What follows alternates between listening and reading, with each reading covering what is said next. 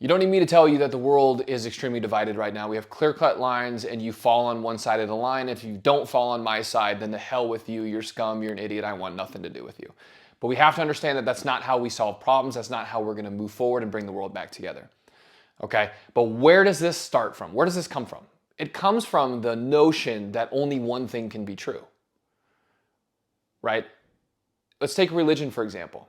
If my church is true, or I believe my church is true, then that means that the other church down the road can't be a true church. Because if that church is true, that means that my church is untrue.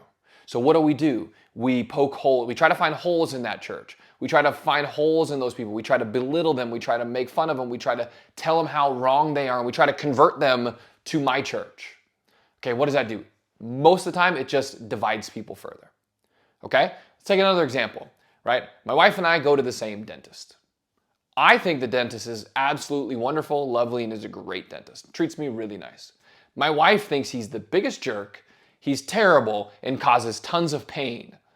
And if I sat there and I said, you know what? He's a great guy. You're wrong because my belief, my experience can only be the true experience. So what you are thinking is you're over-exaggerating. What's that gonna do?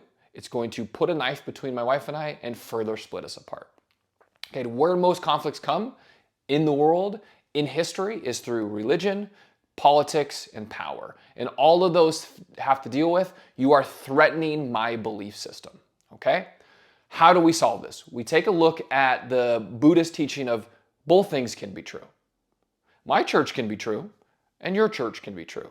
My experience is true, my wife's experience is true. It doesn't mean that my wife's experience takes away from my experience. It doesn't mean that your true church takes away from my true church. If it works for me, great. If it works for you, great. We don't have to sit there and belittle and poke holes and crap on and just get all over these people and further divide ourselves because we are trying so hard to not be untrue rather than just accepting people for who they are and understanding if that works for you, great.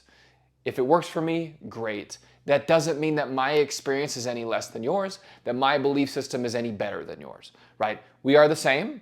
Our experiences can be different, but our experiences both can be true. Our belief systems can both be true. That creates empathy. Truly, in my opinion, that's the only way that we can move forward and bring people back together, right? Is we have difference of opinions, we have difference of belief systems, but we have the understanding that, you know what? I like you. I'm going to treat you with kindness and understand that your point of view, your religion can be true, and my experience can be true.